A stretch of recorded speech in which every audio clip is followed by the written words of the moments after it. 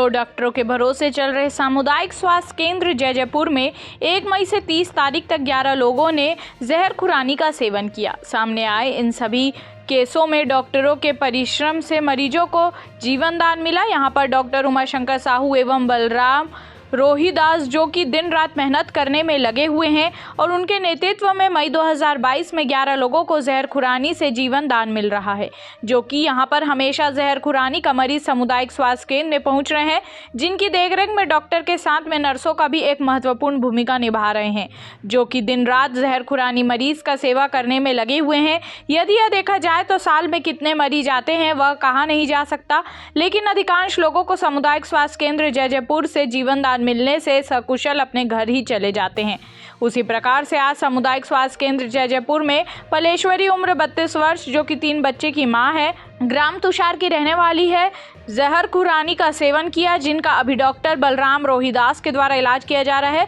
इस तरह से देखा जाए तो सामुदायिक स्वास्थ्य केंद्र जैजैपुर जहर खुरानी मरीजों के लिए वरदान सिद्ध हो रहा है। 2 से 4 केस इसी जहर खुरानी का जो जिला चिकित्सालय के लिए रिफर किया जाता है, यह बहुत बड़ी उपलब्धि है।